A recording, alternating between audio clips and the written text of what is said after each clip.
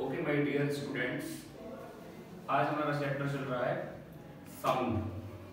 तो बेटा बेसिकली हम आपको सबसे पहले ये बताएंगे कि साउंड होता क्या है। तो हमारे पास एक डेफिनेशन है, sound is an actual form of energy. बोलिए, sound is in actual form of energy। actual form of energy।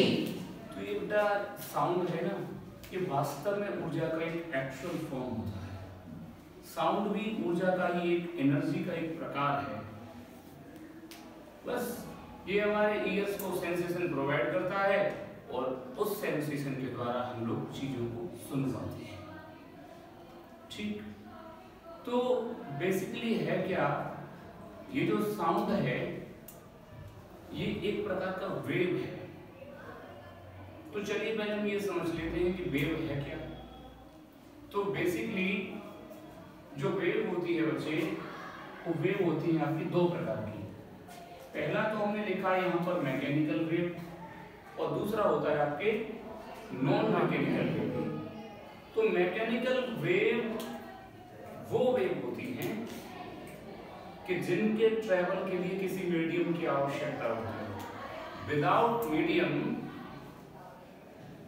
ये ट्रेवल नहीं कर सकती, एक स्थान से दूसरे स्थान तक आगे नहीं बढ़ सकती। और दूसरी वो वेव्स होती हैं कि जिनके ट्रेवल करने के लिए किसी भी माध्यम की आवश्यकता नहीं होती है। क्या होता है बच्चे? किसी भी माध्यम की आवश्यकता नहीं होती, किसी मीडियम की आवश्यकता नहीं है, कोई रिक्वायरमेंट नहीं है मीडियम की। और इसीलिए हम इसको बेटा एक और अनदर नाम से जान लेते हैं, जिसका नाम होता है इलेक्ट्रोमैग्नेटिक वेव। क्या होता है बेटा? Electromagnetic wave. तो जो नॉन मैकेनिकल वेव्स होती हैं कि जिनके लिए किसी ट्रैवल करने के लिए किसी मीडियम की आवश्यकता नहीं होती, वो विदाउट मीडियम भी ट्रैवल कर सकती हैं। तो बेसिकली इसको हम इन अनदर फॉर्म किसी दूसरे नाम से इलेक्ट्रोमैग्नेटिक वेव्स कहते हैं, वैद्युत चुंबकीय तरंगें कहते हैं। ठीक है, तो वेव है क्या? वेव एक प्रकार का डेविएशन है, एक विक्षोभ है जो बिना किसी एनर्जी लॉस्ट के एक स्थान से दूसरे स्थान तक एनर्जी को ट्रांसफर करता है। अब प्रश्न ये बनता है कि मैकेनिकल वेव के लिए मीडियम की आवश्यकता होती है और इस पर मैकेनिकल वेव के दो वेरिएंट डिपेंड होती हैं। पहले का नाम है लॉन्गिट्यूडिनल वेव्स और दूसरी होती है आपकी ट्रांसवर्स वेव। तो जो लॉन्गिट्यूडिनल मैकेनिकल वेव्स होती हैं वो आपके कुछ इस प्रकार का, ये जो हमने ग्राफ बनाया है आप देख रहे हैं, कुछ इस तरीके से ट्रेवल करती हैं। तो पहला होता है हमारा कंप्रेशन और दूसरा होता है हमारा रेयरफैक्शन, यानी इसको हम कहते हैं संपीड़न और विरलन। इस संपीड़न और विरलन के रूप में आगे जिगजैग करती हुई बढ़ती हैं। और दूसरा होता है हमारा ट्रांसवर्स वेव्स। ट्रांसवर्स जो वेव्स होती है माय डियर स्टूडेंट्स, ये आपका सुरंग और गर्त के रूप में, किसके रूप में? सुरंग और गर्त के रूप में, सुरंग और यानी क्रस्ट और ट्रफ के रूप में, क्रस्ट और ट्रफ के रूप में। अपर वाले पार्ट को हम बोलते हैं क्रस्ट और जो डाउन वाला पार्ट है उसको बोलते हैं ट्रफ। इसके रूप में ये जिगजैग करती हुई एक स्थान से दूसरे स्थान तक ट्रेवल करती है। अब समझते हैं हम इसके एग्जांपल। तो जो लॉन्गिट्यूडिनल वेव्स होती हैं, तो लॉन्गिट्यूडिनल वेव्स के एग्जांपल होते हैं प्यारे स्टूडेंट्स, जैसे हम कह सकते हैं यहाँ पर स्प्रिंग, ये होती है स्प्रिंग। आप एक स्प्रिंग को लीजिए और स्प्रिंग को आप तान करके जब छोड़ देंगे तो उसमें जो वेव्स प्रोड्यूस होंगी वो आपका one of the best example होंगे किसका? Longitudinal wave. ट्रांसवर्स वेव्स में आप जाओगे, ट्रांसवर्स आप वेव्स में जाओगे तो यहाँ पर आप देखोगे light, one of the best example, one of the best example of transverse waves, electromagnetic waves. कैसे? क्योंकि लाइट बेसिकली है तो एक इलेक्ट्रोमैग्नेटिक वेव, लेकिन इसके ट्रेवल करने का जो बिहेव है वो as it is a transverse wave जैसा है। ठीक है, तो हम लाइट भी कह सकते हैं, दूसरा बेटा आपने एक और पढ़ा होगा अर्थक्वेक के बारे में। किसके बारे में? अर्थक्वेक। तो अर्थक्वेक में जो वेव्स प्रोड्यूस होती हैं अलग अलग टाइप्स के, वो भी आपका ट्रांसवर्स का ही एग्जांपल है। तो यहाँ पर हम अर्थक्वेक भी कह सकते हैं, इसको हम भूकंप कहते हैं।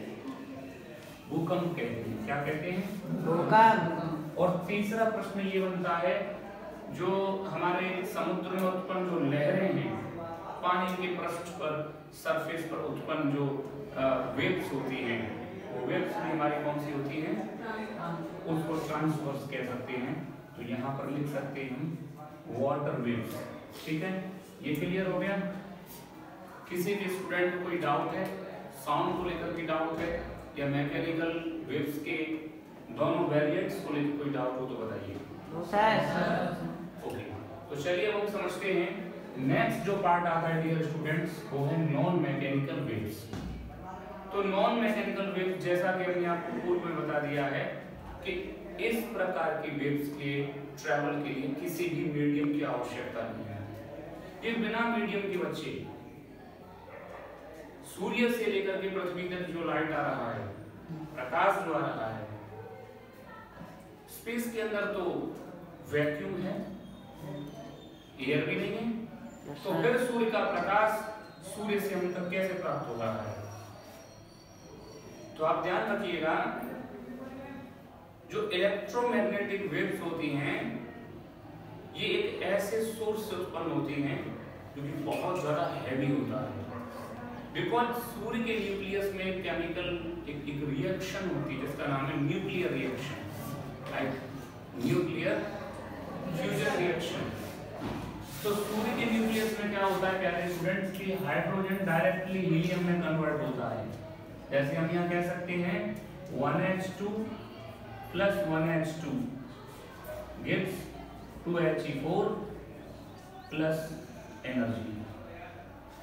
तो हाइड्रोजन एटम के दो isotopes, like deuterium isotopes 1H2 plus 1H2, ये दोनों मिलकर के हीलियम एटम क्रिएट करेंगे और इस स्थिति में एनर्जी का एक अच्छा खासा अमाउंट रिलीज होगा, जो कि हमें ऐसे लाइट फॉर्म प्राप्त हो रहा है। तो ये एक ऐसे सोर्स से उत्पन्न है जो कि अत्यंत हैवी है, इसलिए इनकी स्पीड बहुत ज्यादा होती है। स्पीड ऑफ लाइट अगर हम देखें स्टूडेंट्स, तो capital C equals to 3.0 into 10 to the power 8 metre पर सेकेंड। ये लाइट की स्पीड है बेटा 3.0 10 to the power 8 मीटर पर सेकेंड, माने 3 लाख किलोमीटर प्रति सेकंड कह सकते हैं अगर हम यूनिट बदलें तो इसके ट्रैवल के लिए किसी भी प्रकार की कोई मीडियम की जरूरत नहीं है। विदाउट मीडियम ही ये हम तक पहुंचती है। तो इलेक्ट्रोमैग्नेटिक वेव्स जो होती हैं, इनके भी कई सारे प्रकार हैं। एज ए एग्जांपल जैसे कि हम आपको बता दें, gamma rays, X rays, ultraviolet radiation, infrared, visible radiation and radio waves. तो ये जो सारे हमने आपको बताई, ये सारे ही one of the best example है इलेक्ट्रोमैग्नेटिक वेव्स, क्योंकि इनमें से किसी भी वेव के ट्रैवल होने के लिए किसी भी मीडियम की कोई भी जरूरत नहीं होती। और ये जो वेरिएंट है इलेक्ट्रोमैग्नेटिक वेव्स का, ह्यूमन सिविलाइजेशन के लिए, मानव सभ्यता के लिए अत्यंत हानिकारक है, बहुत हार्मफुल है। गामा रेज की सबसे ज्यादा वेदन क्षमता होती है, सबसे ज्यादा वेदन क्षमता यदि किसी की है तो वो गामा रेज की है। आजकल आप देख रहे हो कि in the field of medicine, चिकित्सा के क्षेत्र में जो अच्छे स्पेशलिस्ट हैं वो एक्सरे कराते हैं, सीटी स्कैन होता है, एमआरआई होती है, ये सारे बेस्ड हैं एक्स-रेज के ऊपर। अल्ट्रावायलेट वेव्स, जो सूर्य का प्रकाश होता है, सूर्य के प्रकाश में सबसे हार्मफुल जो होती हैं वो यूवी रेज होती हैं, जिनको कि ओजोन के द्वारा ऑब्जर्व कर लिया जाता है।